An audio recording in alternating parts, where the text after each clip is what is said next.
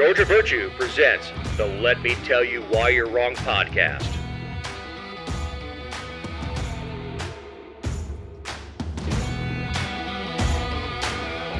Welcome to episode 261. This week, we have Alvin bragging about fighting crime, school choice on life support, Congress actually has a better approval rating than someone, time running out on TikTok, the mother of all stupid statements under the Gold Dome, finally a fight between branches of state government, and Ken's lead foot. I'm Dave Roberts. With me is my partner in this endeavor, legislator emeritus, recovering politician, Ken Pullin. Good afternoon, Dave. And that is not on my email signature, by the way. Recovering politician? Yeah, it's not there. Yeah, where are you on the 12 steps on that one? I'm fully recovered. I'm not going to any meetings any longer, so I'm good. So was it like you and like three other people that actually had any ethics that were up there that left? Like you have a support group? Yeah, I do miss the good dinners at night though. That was something else. You can only eat so much red meat in a week during session. That's the only bad thing. I mean, actually, it's not a bad idea to cram cheese and red meat because I've heard about the bathroom situation under the Gold Dome. That's very true. What you heard is probably correct. Yes. Yeah, there is no private area for reps to go. No, but you know all the secret spots that a lot of other people don't go to. So second floor or something like that. Yeah, second floor. There's one, third floor. I think the fourth floor may have one, but I've forgotten by this point. Yeah, I've heard there's a couple places to go and hide. Because look, you're already in a suit. You already got lobbyists tracking you down.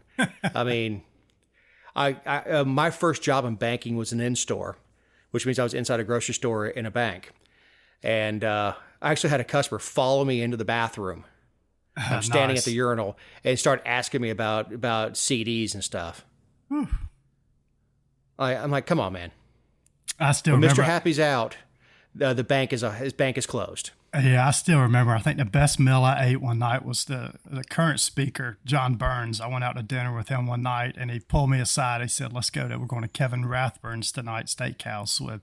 It was a group of lobbyists, and he said if we call early enough, they've got this spinalis cut we can order. He said they'll cook it up special for you. That was the most unbelievable piece of ribeye steak I've ever had in my life. But so you got to know the tricks of the trade the longer you stay up there. I'll have to try Rathburns. I was a big fan of Chops, and then their quality went down. Their quality of service went down. The food was still spectacular. Their quality of service went down. Yes, Kevin Rathburn's and Howell Steakhouse was a favorite too. Howell Steakhouse up around Buckhead is amazing. What about Capitol Grill? Yeah, never went over that way, but it's good. We just never went there during session. I just figured being the Capitol Grill, you guys might end up there. Makes sense. So if two politicians are out to lunch, who buys? I think you both, you split the ticket, but we usually don't go out without a lobbyist. So usually the lobbyist takes us out. So Yeah, I mean, if anybody wants to see alligator arms, go out to dinner with a politician. Like there's a few. Look, I'll give Martin Momtahan credit. I've been out to lunch with him a couple times, and he absolutely will grab the check and pay. Yeah, Martin's. But I've been out to lunch and with some of them, and the check comes. Those kind of look at it like, No one's volunteering. like you could fake it. Like, Kevin Hart's got a Capital One commercial like that where they bring the bill. He's like, you're not even gonna try. Yep. So, is President Trump being arrested or not? As of last week, he was not. Yeah, I think we all heard he was going to be arrested this Tuesday, right? So that Tuesday has gone and passed, and now, I don't know if you saw this too, Dave, he wasn't arrested on Tuesday, but there were a lot of GIFs that came out by a lot of this AI technology that can generate images online, and they had images generated of President Trump being arrested and drug around outside the jail in New York. I haven't seen it, but I believe it. Yeah, but no, what was the charge? Misdemeanor. So basically, the DA in New York is potentially going to charge President Trump with a misdemeanor for paying off Stormy Daniels, who is, by all accounts, a porn star. Is that correct? Yeah, and the actual crime is he didn't record the payment correctly. Okay, it's not that it's illegal to pay off a porn star. It's not. Because, I mean, really, that's the whole point of being a porn. I mean, I don't think she's doing it for fun. Very true. So it's not illegal to pay somebody off. It's not illegal to get an NDA. It's not illegal to settle with an NDA. All right, here's the problems I have with the story. First off, one, call a spade a spade. Stormy's is a hooker. Yep. Whether a camera's rolling or not, Stormy's a hooker. That's what it is. When you hire a hooker, you have an agreement that she keeps her mouth shut. That's the hush money you pay a hooker. As Charlie Sheen says, I don't pay them for sex, I pay them to leave. And people were kind of on Stormy's side when this first came out. And then she started describing, let's say, Don Jr. Yeah, she did. I remember that. And everybody went, whoa. I mean, Democrats, Republicans, all of us like, whoa. First of all, that's out of bounds. That's just something you don't do. I mean, you can talk to 1,000 ex-wives and none of them are going to go out and bang on their ex-husband's junk. It's just not done. So everybody was like, whoa. And the other thing is, how do you compare somebody to the hogs you see in the porn industry? I didn't know we were going this direction with this story, but okay. I mean, just because you don't have a stretch limo doesn't mean you're in a VW Bug. There you go. So did you also see how Governor Ron DeSantis sort of reacted to this story where he said, yeah, we don't like what the prosecutor's doing in New York, but I also don't know what paying off a porn star details. So he got a kind of a backhanded, dig towards Trump at the end there, cheap shot. I wouldn't even call that a cheap shot. That was a very gentle jab. Yeah, it was. Yeah, very gentle. But it's interesting because these guys are finally, I think DeSantis is finally starting to speak up a little bit against President Trump, and it's going to be interesting to see where this goes. Well, what DeSantis is saying is, if he doesn't jab, he's going to be irrelevant. Yep, exactly. Alvin Bragg is making Trump into a victim, and that's the only status that he did not have. Yeah, and I think Democrats want that. I think Democrats want Trump as a nominee again. I think they see President Trump as someone they can beat again in 2024, and I don't think they wanted DeSantis or Nikki Haley or Tim Scott running against President Biden. Well, here's the other consideration. Trump is talking about pardoning on day one all the January 6 people. Yep. And you're going to see a bunch of libertarians and honestly independents who saw what happened, knew it was not an insurrection, certainly not a federal crime, not a felony.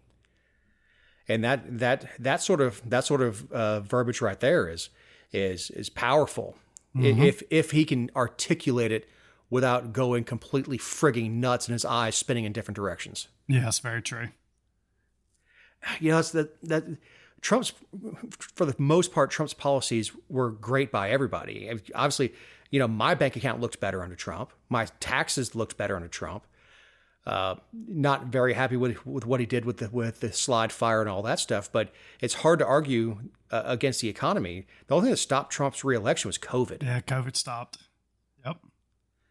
I mean, it took a worldwide pandemic to shut everybody down in order for Biden to sneak in there. Because I don't even think the Democrats ran Biden expecting him to win.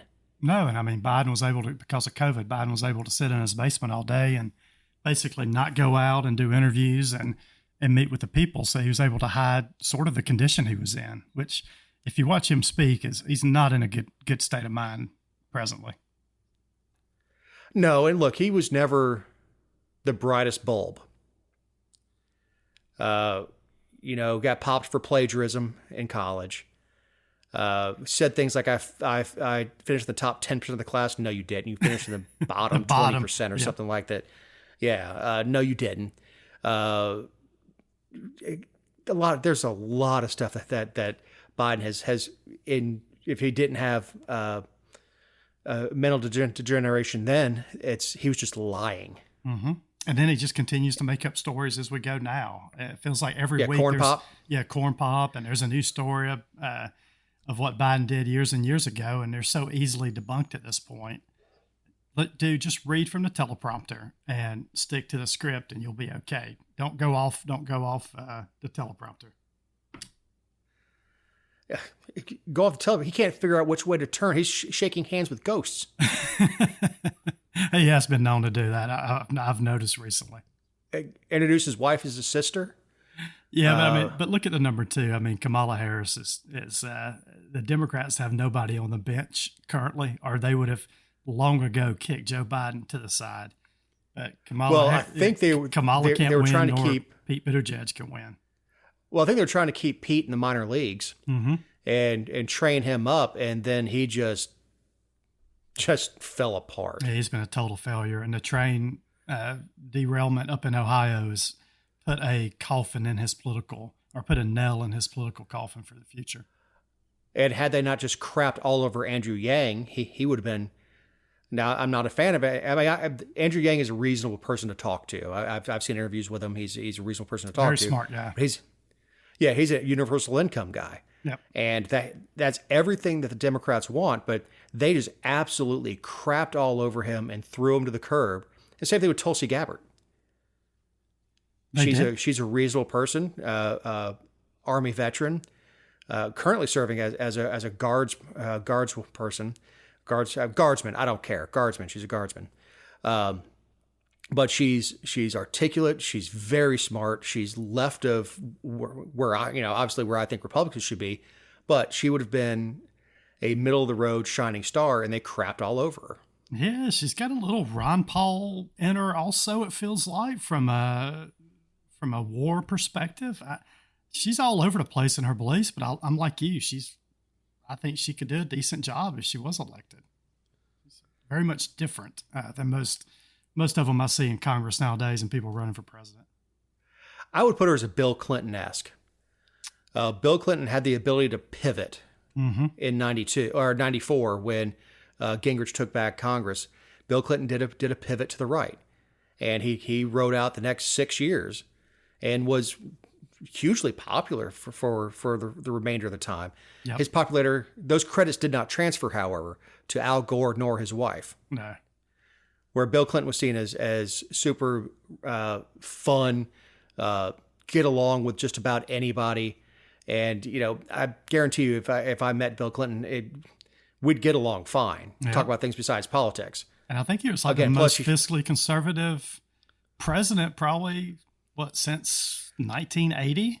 Stretching back 40 years? He also had Gingrich. Yeah, he had a Republican speaker, so that helps. But they were still very...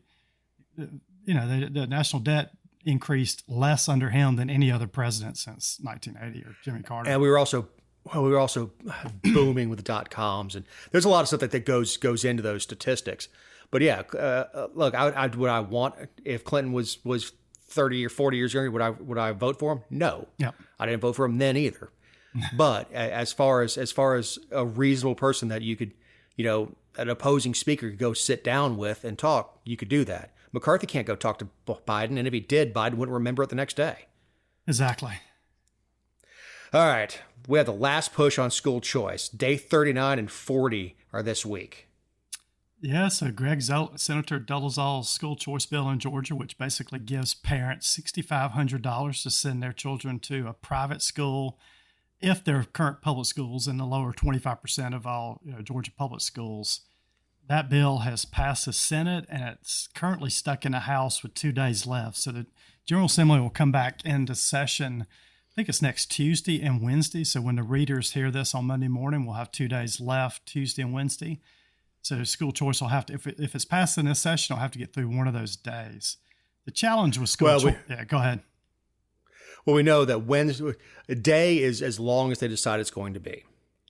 So Wednesday could be 3 o'clock in the morning and they get it crammed through. Yeah, I mean, the challenge with school choice in Georgia is not Democrats are all opposed to school choice, even though they should be in favor of this bill because it gives children in their districts more opportunity to excel and advance in life. But there's a lot Democrat politicians are not about moving their constituents up in circumstance. They're about keeping their constituents believing that the other side wants to keep you down. And if someone is upwardly mobile, they're no longer a victim and they no longer identify with their politics. But sorry, Ken. No, I was going to say, but the challenge with this bill is not necessarily Democrats. It's getting your rural Republican legislators on board. So even in areas in counties like I live in, the superintendents see this as a measure that takes funds away from the local public schools. So those local superintendents and even a lot of the teachers that are very politically active are putting a lot of pressure on their Republican representatives to vote no on this bill and not support this bill. So the challenge here is, can you find enough Republican votes to get school choice through either on day 39 or 40 of next week?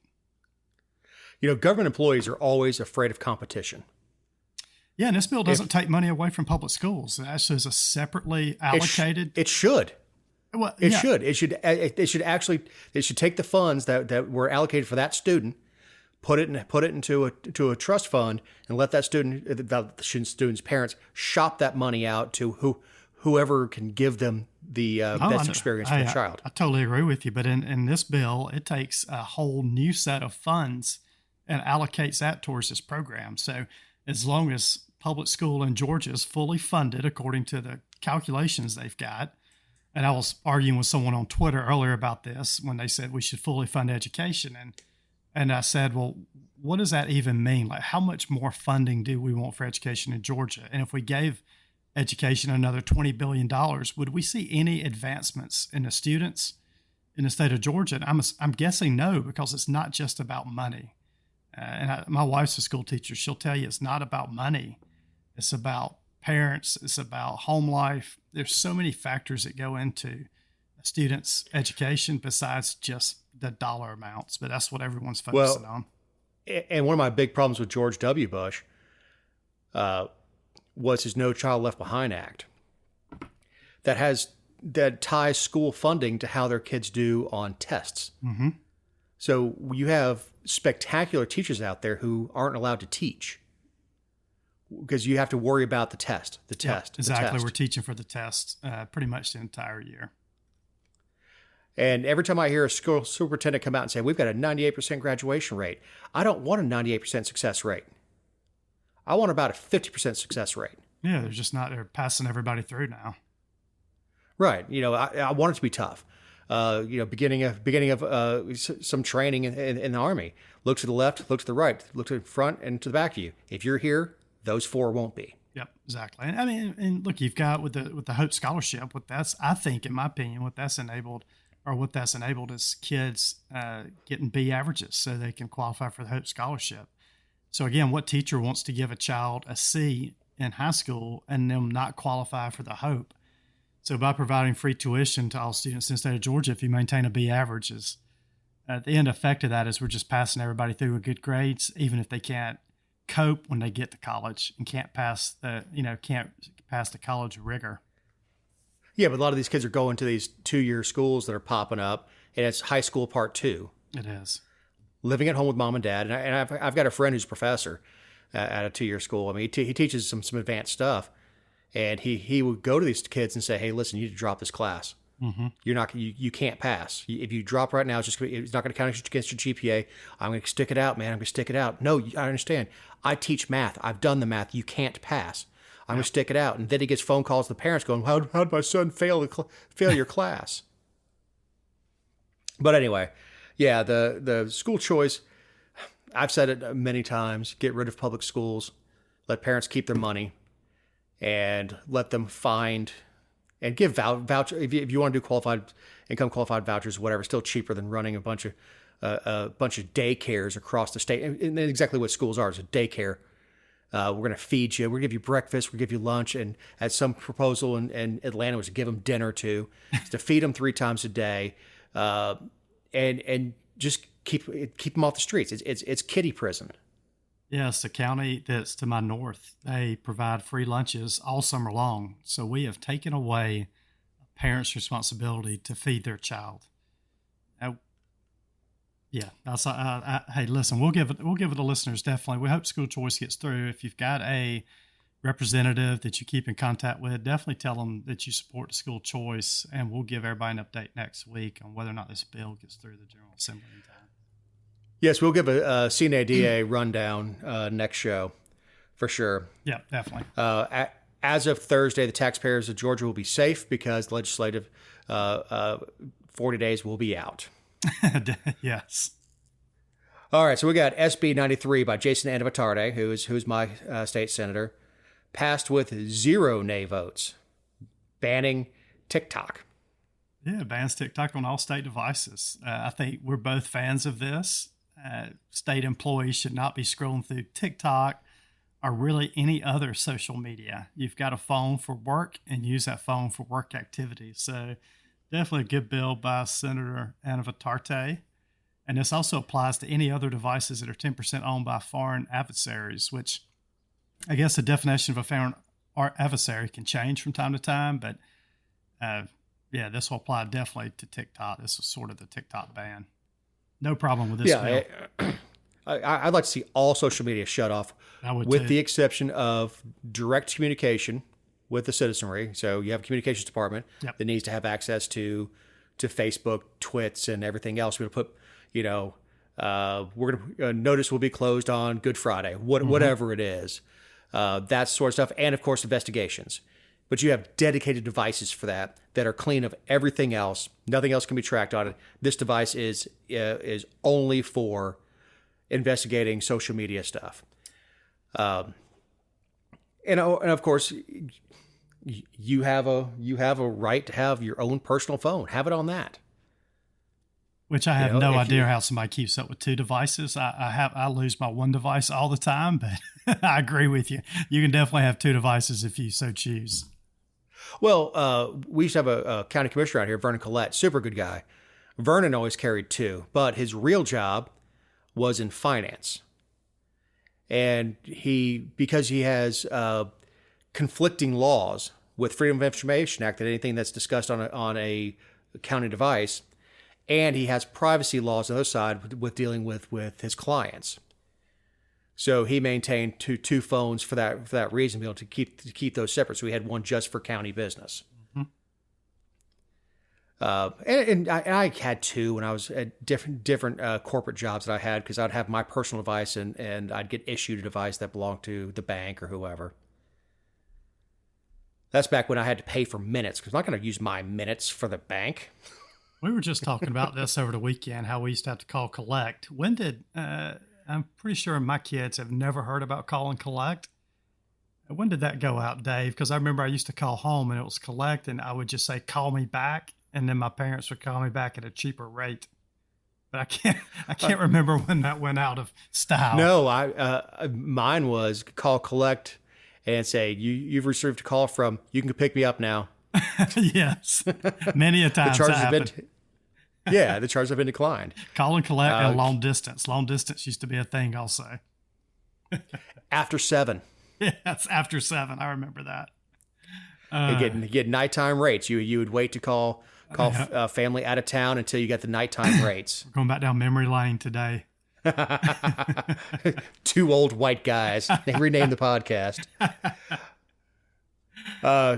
Governor Kemp signed Senate Bill 140 outlawing from providing certain hormones or surgical treatment. This is the trans bill. Yeah, we gave an update on this last week, but as the taping of the show, Governor Kemp did sign that bill. There were some thoughts on whether or not he would sign it, when he would sign it, what kind of fanfare would be around this bill. It sounds like he just signed it in his office. There's going to be lawsuits. ACLU's already said they were going to sue the state of Georgia, among other organizations. So we'll just have to keep an eye on this and see where this goes in the court system. Well, the way I would write the bills, I'd put it down. I'd file it under child abuse, not under medical, and then let the ACLU come out and support child abusers. Of course, they have no problem doing that. They do it all the time. Americans have lower confidence in banks now than they have in Congress. Yeah, so after all the bank bailout stuff that happened a couple of weeks ago, poll came out today that said people have 10% confidence in banks compared to an 18% confidence in Congress. So I think this is the only entity in the United States probably where people have less confidence. Now, what's scary about that is the less confidence to me people have in the banking system, the more it gives the government an option to come in and even regulate them harder or potentially do more nationalization type efforts. So this is and that's kind. I feel that's kind of the goal here is to get down to five banks. You have nowhere else to go. I do too. Kevin O'Leary again is out there banging his drum, and I like Kevin O'Leary fine. I just think he's wrong to go out on TV where less than 1% of the people listening have more than $250,000 in a single account. Mm-hmm. And then cause a panic with people who have no hope of having more than $250,000 in a deposit account. Right. I know that SoFi they're working on, with a couple other banks, raising their because FDIC is an insurance company, raising the premium so they can raise their limit to $2 million. Okay, so they're going to do it themselves and raise it up to $2 million. That's what they're working on, and SoFi is paying something like somewhere north of 4% mm-hmm. on the deposit accounts. Now it's because they're a lender on the other side. They're scumbags. They're 18, 20%. I mean, look, that just is what it is. You're right. They tread the usury line on the other side, so they can afford to pay 4 or 5% on the savings because they're lending it out. But now I was going to say, I mean, that's the thing. Not that this is a financial advice show, Dave, but if you look around currently, you can get 5% of your money in quite a few banks out there, either by doing a 3-month CD or just a money market account, or I've got some money in an Amex high yield savings account that's paying almost 4%. So at this point, so do we. Yeah, you can get some pretty good returns on just sticking your money out there in cash. Yeah, and we were talking before the show about having existing loans that are 2%. Why pay them off? Yeah, no reason at this point. You got a 2% spread on that money. In Amex at 4 or at SoFi at 4 or whatever, and you get a 2% spread on there. That you're on the good side of it. You're a lender instead of a borrower, mm-hmm. and that's a good place to be. Yep. Now that we've given the financial advice, this is a good time to remind you these are our opinions, and not those of anyone not on the show or any respective company for which we may work, own, or otherwise associate ourselves with on a regular or irregular basis. Also, you can find other episodes and relevant stories over at thegeorgiavirtue.com. We have a dual meal of the week. We both typed this one in. Ken, go ahead. No, this came out. Dave and I both thought this was the easiest meal of the week ever, I think. But it's by Democrat State Representative Lydia Glaze. I hope I pronounced her name correctly. But earlier this week, the Georgia House Education Subcommittee, and we're back at school choice now, but they were debating Senate Bill 233, which, again, provides families $6,500 to students if they are in a failing school and qualify. She basically said, I will quote, that a lot of those parents did not finish high school. I am extremely concerned that we would put money in their hands and that entire piece of life in the hands of parents who are not qualified to make those decisions. So she basically said that people in her district they don't have money and they're not qualified to make decisions on how to spend money on their own. And we should always keep the government dictating how their children are being schooled. So this has really blown up. It's taken a life of its own online and out on Twitter, and even national news has picked this story up. Funny thing about Lydia, though, what did she do? She was a school educator. She went to private school and she sent both of her children to private school. So she wanted to have all the opportunities that this bill provides, but then on the backside of it, she doesn't want anybody else to have those opportunities that her and her children had coming up. Yeah, I guarantee you, she's against the bill that Kemp just signed. That she's totally believes that a 12-year-old who's is qualified to decide if he wants to cut Mr. Happy off, but parents who have had to work and scrape and come along don't know enough or don't care enough about their kids to find the best opportunity for them. Yep. And Dave, one of her points was this is going to give students $6,500. Typical private school costs $10,000, and that's going to be a lot of money for someone living in poverty to make up the difference. But I don't know about you, but I see a lot of times that people have GoFundMe accounts. They raise money on Facebook. If a parent wants to send their child to a private school bad enough, they will raise that $3,500 to send their child to a private school. So there's also scholarships. Scholarships also. Private schools get a tons lot of these private scholarships. schools have scholarship availability, and it's part of their community stuff. Yep. Is to offer lower income kids who qualify give them an opportunity at decent education. Yep. Because these kids are coming out of school, like we just talked about earlier, about kids are coming out of school with a 4.0, and they know nothing. Yeah, and they're barely getting, read. Yep. Yeah, they're getting accepted to these universities, and they're being thrown in. They're being thrown in with kids who went to private school, who actually had two parents at home, who had parents who read to them from a very early age. So they're being thrown into competition with kids who spent their entire lives with a love of learning. And I guarantee you, if it's $6,500, there will be some private schools pop up, figure out how to make money with $6,500 a student. Yes, I totally agree. And like you said, there'll be scholarships. There's fundraising opportunities. There will be ways for those parents. Those parents may be in poverty, but those parents still care about their children, and they want their children to have the best in life. And they will find a way to send that child to a private school if they qualify with that $6,500. So for the representative to just completely dismiss her constituents and say they're not smart enough to understand how to spend $6,500. And also, by the way, how much government money has been given to families over the last 2 or 3 years since COVID picked up? So does she also not believe the parents are smart enough to spend all the government money that's been handed out over the last 2 to 3 years? Well, let's be fair. Her constituents were dumb enough to vote for her. And we'll vote for her again, I'm sure. We did a story a couple years ago. It was about the guy who owns Captive Air, who started Captive Air, which is a ventilation company. They do vent hoods and stuff for kitchens. Anyway, he started a private school, and the tuition of these schools is very, very low. They do not do nutrition. They don't do sports. They actually don't do special education. They group kids in large classes by ability, and the cost is relatively low. And they have a multi-year waiting list. Now, I think it's in South Carolina for these kids to get in. He was actually going to start a college, a 4-year college, of something like $12,000 a year, something ridiculous like that. But it was going to have one core study. Again, no on-campus housing, none of that stuff.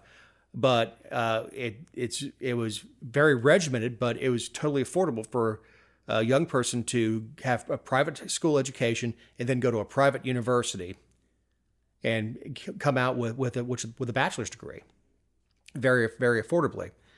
Versus, I don't know what Kennesaw State is now, but it's $25,000 a year. $25,000 a year.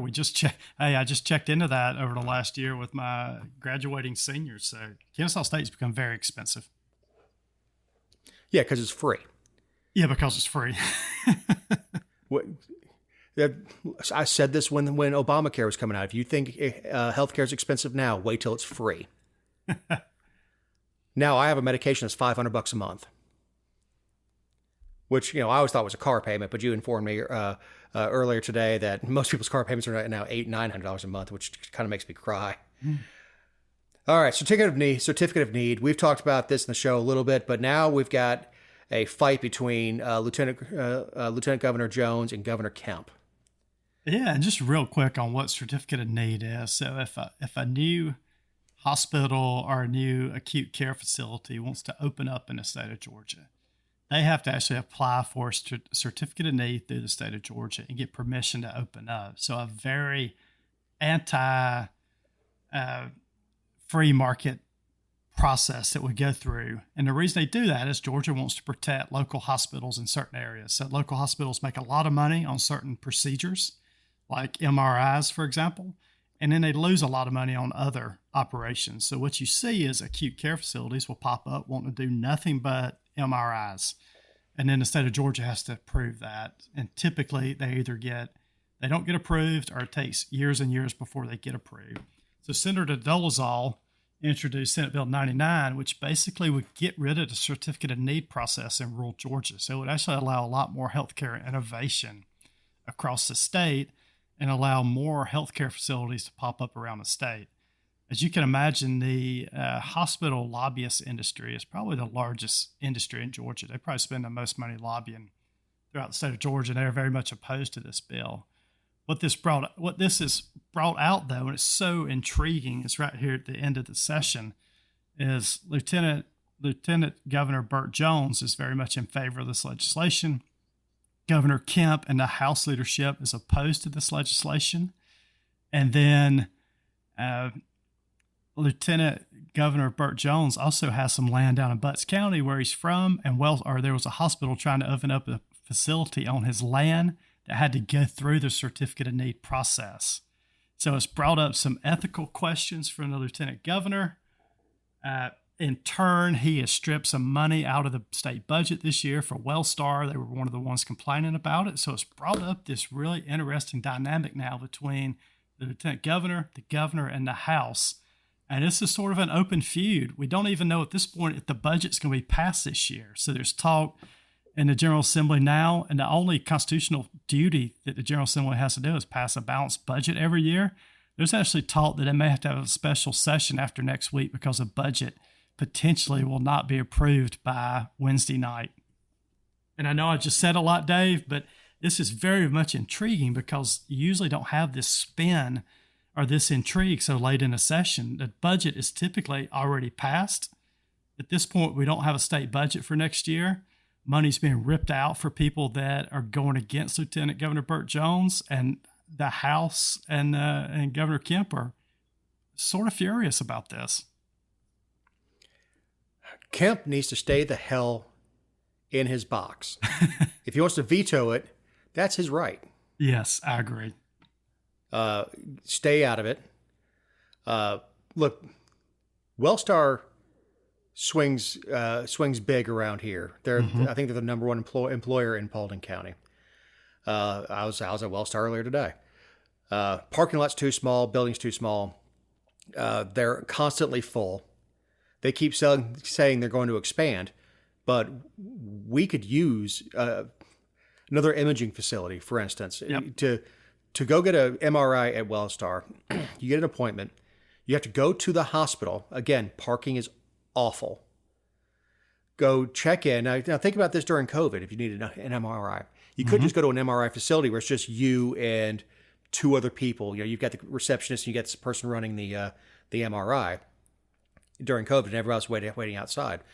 You had to go into the hospital, put on a mask, and be around, essentially walk past all the sick people to go and get your MRI. Not to mention the person that may have COVID that's sitting next to you waiting for X-rays in the same imaging area. Plus, you're allowed to open as many clinics as you want, urgent care clinics. Mm-hmm. But there's very strict rules on what they can treat and what they can't. Yes, that's what it is. Very strict. So I was in a meeting with a rep. He's now a rep emeritus also. He was a long time rep, and I was kind of railing on certificate of need back then, and he was, not reading me for filth, but he was pushing back on that stuff about that they're our largest employer. We have to protect them. No, the hell we don't. Yeah, that happened in my district. We had a hospital in Upson County that when we tried to outlaw certificate of need get rid of certificate of need back in 2019, I was on a speed dial with them because, woe is me. The hospital's going to have to shutter. All of our employees are going to be laid off. If someone opens up an imaging center next door, that was the message. Yeah, that's and what we were talking about was Cancer Treatment Centers of America. They're on 85 South and Noonan area. Mm-hmm. They have a facility, but they're only allowed to take a certain percentage from the state of Georgia. Yeah, they can only take 6 or 7% of people, I think, or maybe 12, but it's less than 20% of the people that go there from the state of Georgia, which hardly anybody would. You wouldn't think that if you lived in Georgia, but they can only take a very small percentage. Right, they have to pull from out of state. And what the reason we got into the conversation was he was griping that he thinks that the cancer treatment centers are treating more than their allotted amount of Georgians.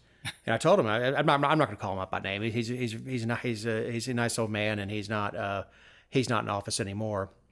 But I said, man, if I had cancer, I want to go to the best. Yep. Not because the government says, well, you can't build the best here. I want to go to the best. Yeah, I want to go to the best. Yeah, and that's the free market. I mean, that's free market. Free market says, I want to research, I want to look at reviews, I want to talk to people, and I'll get to the best facility I can without the government telling me where I can go. And you want to talk about God smiling on somebody with cancer? My mother had breast cancer some years ago. She was living in Houston at the time, which is the home of MD Anderson. And my father, when he started with the FAA, that's where he was stationed, was in Houston, and she was in League City right outside of Houston, and that's where they went. They went to MD Anderson, and it's probably the finest breast cancer research facility in the country. And I don't know if Cancer Treatment of America is the best or whatever. I have no idea. But if I did my research and that was the best place to go, and then to say, no, we've already hit our number of people that from Georgia, you have to go out of state, which means your insurance may not be taken going out of state. You got travel costs. You got all kind of additional costs that you travel have to. Costs. Yeah, yep. to go out to Alabama, and there I think there's probably one right across the border of Alabama, and they probably just trade patients back and forth. Yeah, they do. There's a good reason I'm not in charge of these facilities because by nature I don't like rules and I don't like government. So I would just write somebody down as being in Alabama and treat them in Georgia. You would see more than 20%. I see. Oh yeah. Yeah, they'd have to haul me off in chains. But it's there's nobody with any principle that can say this is a good thing. This is only people who are sitting in Wellstar's pocket.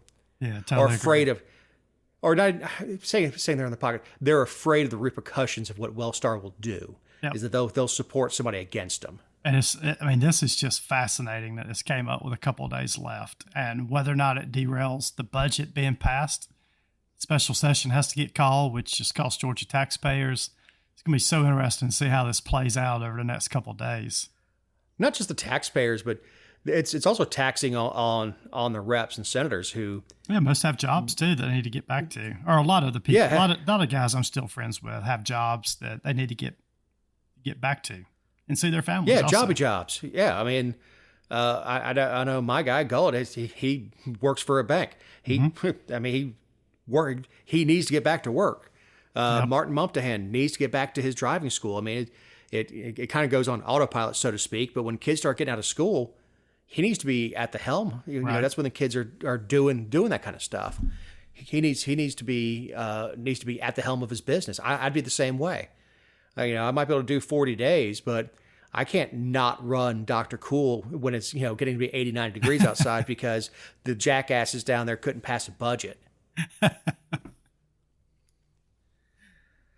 Yes. So we have your update on your kids' school zone ticket. Look, I'll be quick on this. I know we're running out of time.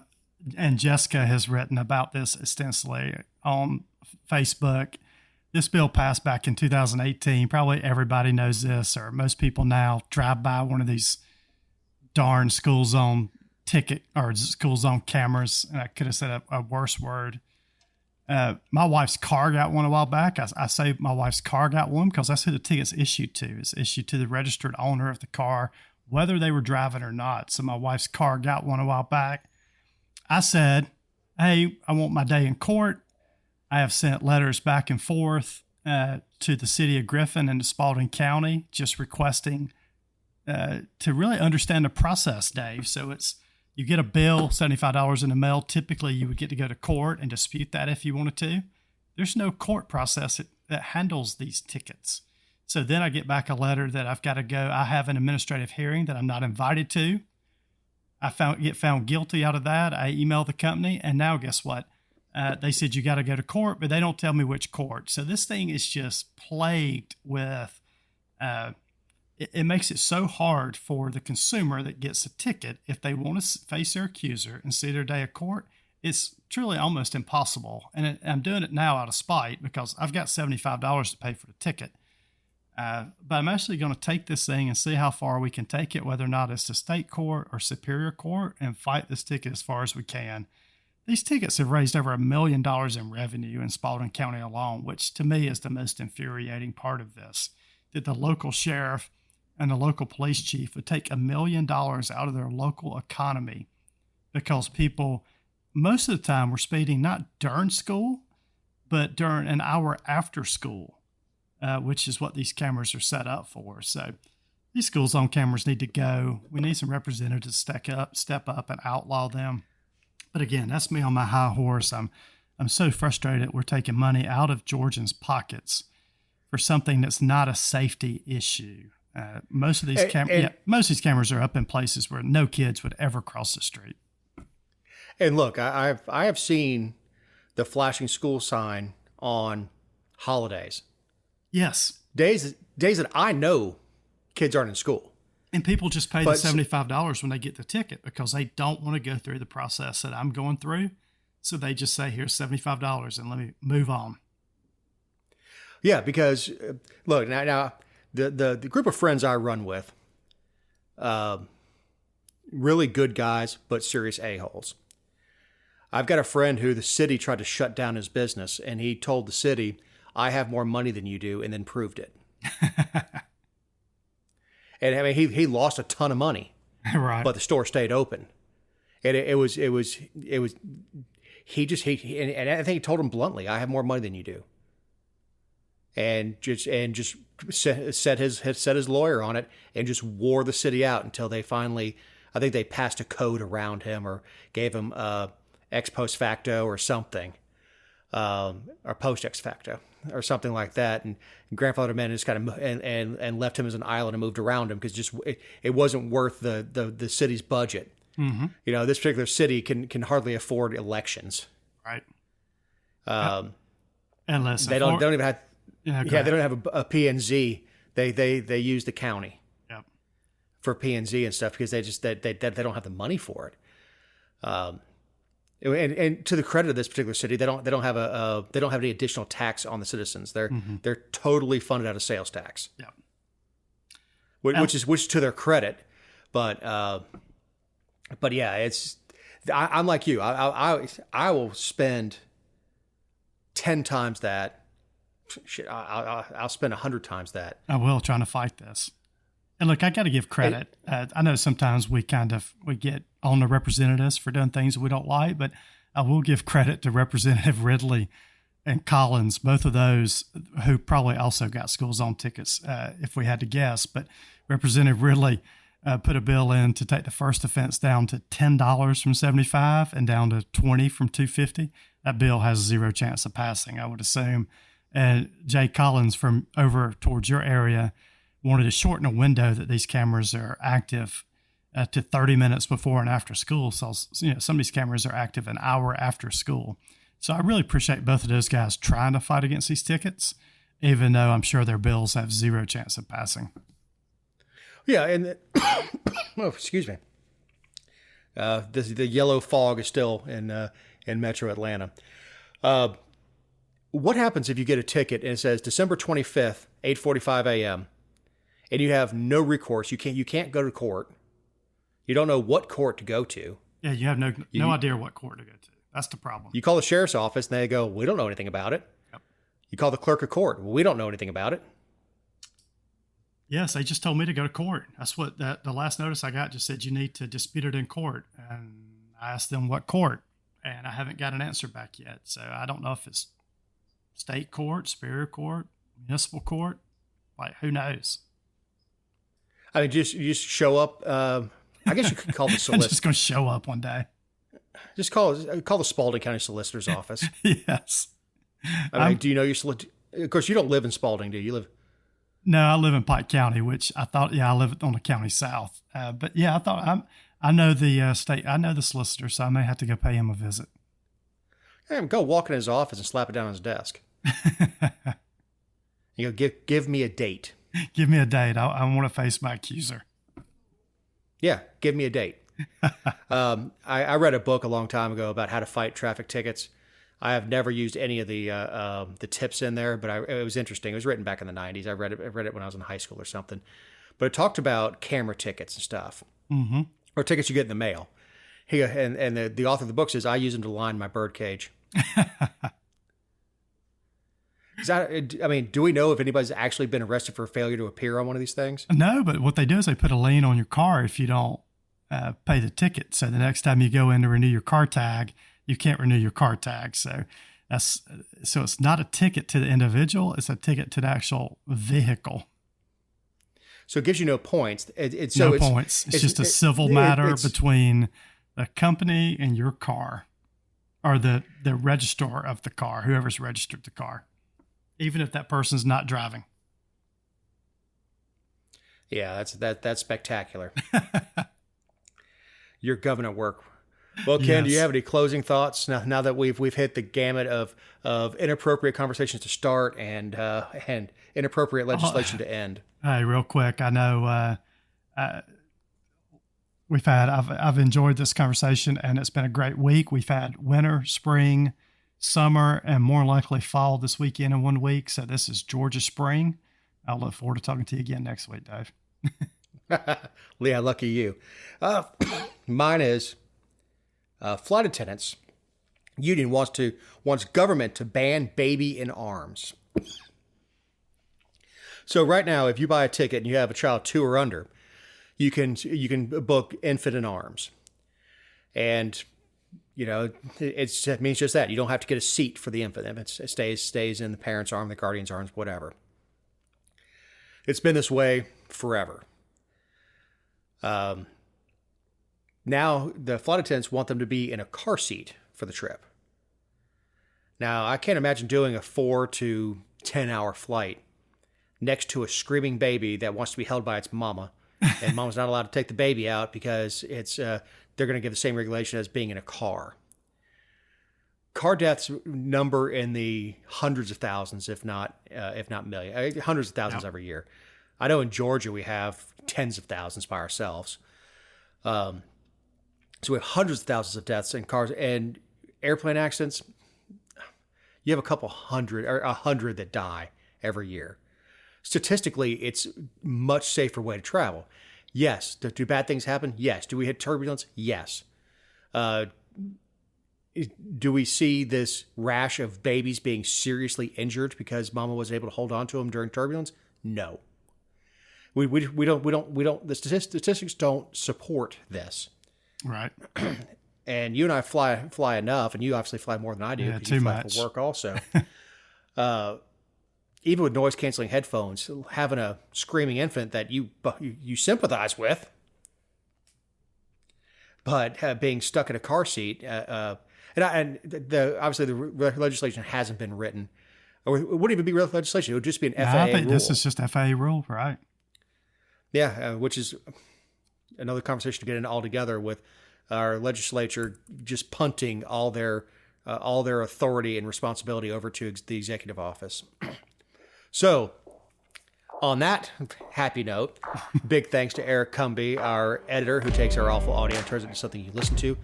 Ken Pullin, our representative emeritus. I'm Dave Roberts. Have a great week.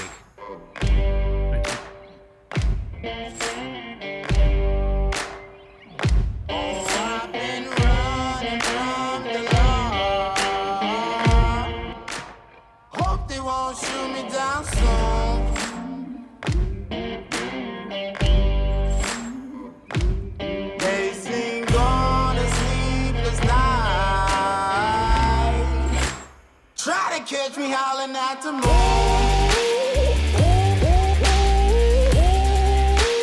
Trying to catch me howling at the moon.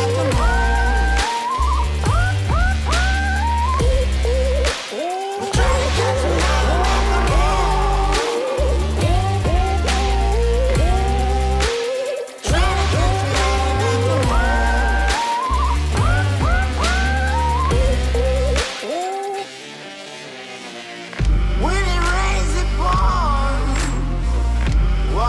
up to my chin.